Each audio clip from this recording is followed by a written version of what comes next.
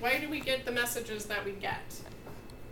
It's unfortunately our food system and our government is extremely intertwined with subsidies and what to grow and how to grow it. It all started in the 1950s when we were concerned about starvation. And so the government actually said, we're going to grow a couple things, and we're going to grow a lot of them. We're going to grow wheat, corn, soy, potatoes, a couple of oils, so sunflower and safflower, and actually a plant called rapeseed. That's where we get canola oil.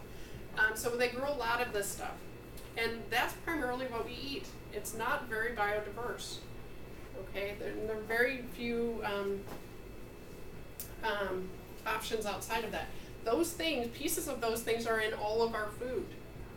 Go check out your supermarket, and any of the processed foods, you'll find soy, corn, wheat, in almost every product. And oils. Huh? And oils. And the oils. And not always the good ones. They're highly refined and very, not very good for you. So this is actually a much better food pyramid, focusing on the fruits and vegetables and high on the protein. We can break this down. This is good for us. And I just want to mention, 5 years ago, almost 5 years ago, I was almost dead, and now I'm not.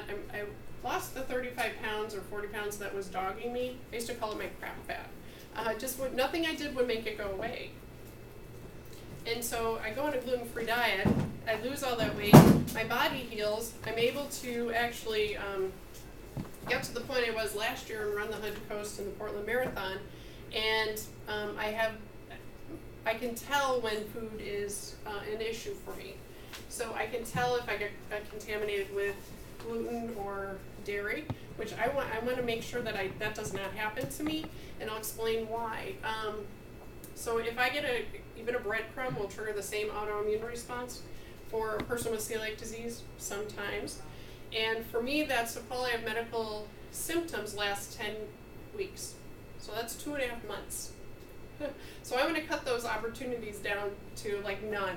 I don't have 2.5 months to have events occur in my body that are either painful or irritating or unpleasant in some way. So foods to avoid. We mentioned the center of any grocery store, unless you're at the co-op or market of choice. 5 years ago when I started this, I said that within 5 to 10 years, half the grocery store would be gluten-free. Anybody been in market of choice lately? I think they said 30 to 40% of their food products, and they get new ones in every day, are gluten-free. Okay. Please keep in mind it's the largest untapped market in the world.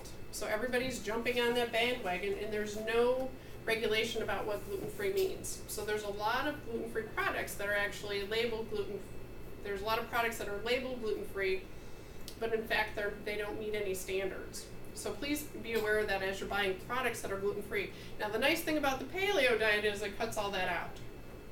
You no longer have to worry about reading a box and saying, hey, what is hydrolyzed vegetable protein? Where does it come from? Does anybody know? Sometimes it comes from soy. Different areas. I mean, it comes from different things, and they don't always have to let you know. They're supposed to let you know if it's from wheat. However, they have 6 months to change their packaging once they change the ingredients. So it's always a little dicey. So this actually just removes that opportunity to get contaminated.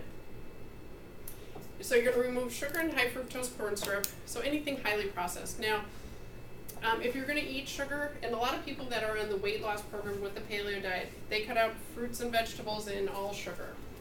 Now, I am not necessarily in the weight loss program for the paleo diet, so I eat plenty of fruits, and I also use maple syrup and honey. Those are my 2 sugars.